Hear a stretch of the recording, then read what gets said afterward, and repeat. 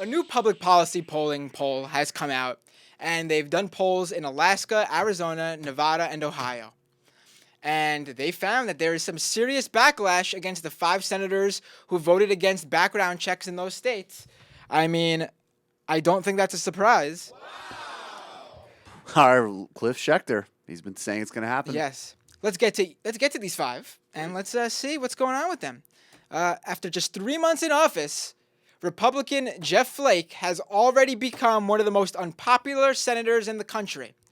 Now, Jeff Flake is a name that pops out to me right away because he's recently been in the news because he's the guy who received a letter from a mother who's been the victim of gun violence. I believe she lost a child, and she urged him to please vote on this background check bill and to vote yes for it. And Jeff Flake wrote her a letter and say, I'm on your side. And then he proceeded to vote against it. So Jeff Flake here, let's see what's going on with him. Just 32% of voters approve of him to 51% who disapprove of him. That's a minus 19 net approval rating, and that makes him the most unpopular sitting senator they've polled on, taking the most unpopular sitting senator label from Mitch McConnell.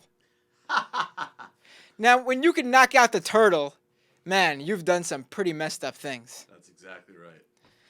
70% of Arizona. Now, I'm going to point this out because this is very interesting. Because this is Arizona we're talking about. Batshit crazy Arizona.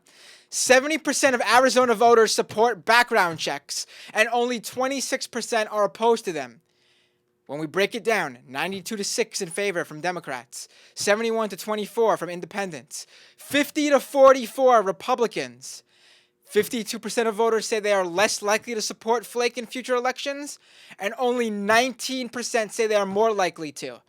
So, we know this is the case, but is there any more proof that these people are not listening to their constituents? They are doing the bidding of the NRA. Let's continue. In Alaska, back in February, PPP polled on Lisa Murkowski. She was one of the most popular senators in the country with a 54% approval rating and only 33% of voters disapproving of her. Since then, her approval is down a net 16 points. 46% of voters approve of her, 41% disapprove of her. She has lost the most appeal with Democrats in the wake of her vote, with her numbers going from 59-25 to 44-44. And it hasn't increased her credibility with Republicans either, because she was at a 51-38 approval with them, and now she's down to 50-39. Let's go to Mark Begich. Ugh, what a dick. What a Begich. What a Begich. That should be a new term, actually. Mark Begich. Back in February, he was at 49-39. He's now at 41-37. This is in Alaska. Alaska is the state with the lowest approval rating for people pushing for background checks. Only 60% of Alaskans support background checks, and even Begich is taking a hit on this. But the funny thing is you say only 60%, and that's like the lowest. That's the lowest. And that's amazing. Still very strong support, obviously. 35% oppose it, and there's a spread of 62-33 with independents. Yep. In Alaska. This is Alaska. We're going through red states here. Hardcore, dark red states. Rob Portman, his numbers are dropping. A net 18 points over the last 16 months. 72% of Ohio voters support background checks. This includes 87% Democrats, 73% independents, and 56% Republicans. In Nevada, Dean Heller.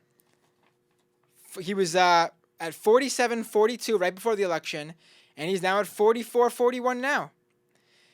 However, even though he's still majority approve of him, the independent voters who were critical to his win in November, they've seen his approval with independents has dropped from 52-37 to 42-42.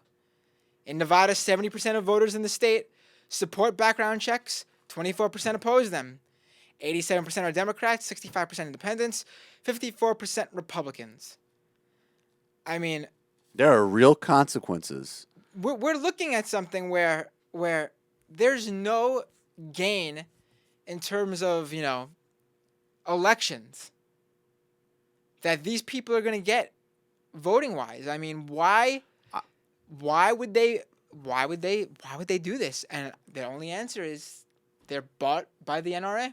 Well, the Republicans are bought by the NRA. I think the Democrats on this list miscalculated because I still think that there's just this assumption, especially if you're a Democrat getting elected in a red state, that not offending the gun lobby is always the safe thing to do. That's still the default assumption. And now, hopefully, these numbers turn into challenges, turn into real electoral consequences. I'd like to say that. And then the assumption will change. But I think that the assumption for these guys is still that for some reason, that if you're a Democrat in a red state, you never offend the gun culture in any way possible. And the Republicans obviously are still really heavily funded by, and let's just also say, I think another smart thing Cliff says, it's not the NRA per se, it's the arms industry. That's what the NRA is the front man for. The NRA is not a citizens group, even of crazy citizens. It's essentially an arms dealing organization that pimps for absolutely everything they want and makes us all less safe.